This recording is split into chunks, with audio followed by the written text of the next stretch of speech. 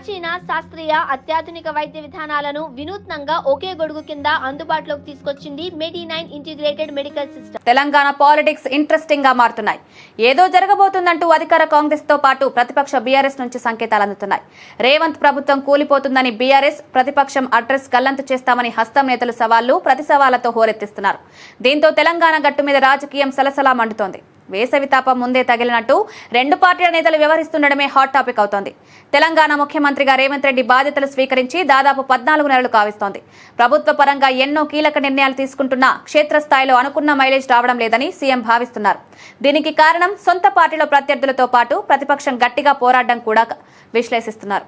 దీంతో ఒకే దెబ్బకు రెండు పిట్టలన్నట్లు రాజకీయంగా గట్టి నిర్ణయం తీసుకోవాలని నిర్ణయించినట్లు ప్రచారం. 14 నెలలుగా సీఎంగా ఉన్న కాంగ్రెస్ పార్టీలో కొన్ని కీలక విషయాలను సీఎం ఛేదించలేకపోతున్నారనే టాక్ ఉంది. అందులో ప్రధానమైంది మంత్రివర్గ విస్తరణ. ప్రస్తుతం ఎమ్మెల్యేలుగా గెలిచిన వారిలో చాలా మంది సీనియర్లున్నారు. కానీ మంత్రివర్గంపై ఓ పరిమితి ఉండడంతో అందరికీ పదవులు ఇవ్వడం కుదరలేదంటున్నారు.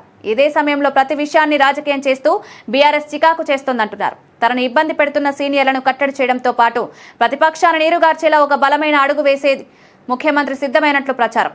బీఆర్ఎస్ నుంచి రావాల్సిన ఎమ్మెల్యేల పేర్లను రెడీ చేయాలని తన అనుయాయులను సీఎం ఆదేశించారని గాంధీ భవన్లో టాక్ వినిపిస్తోంది.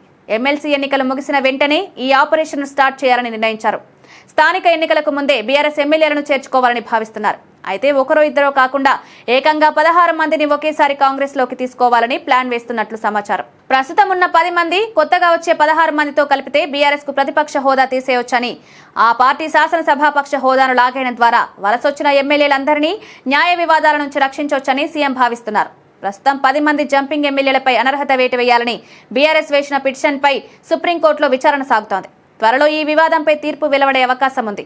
బీఆర్ఎస్ శాసనసభాపక్షం విలీనం చేయడం ద్వారా ఎమ్మెల్యేలను చట్టం ద్వారా రక్షణ కల్పించొచ్చని న్యాయ నిపుణుల సలహాతో సీఎం పావులు కలుపుతున్నారు.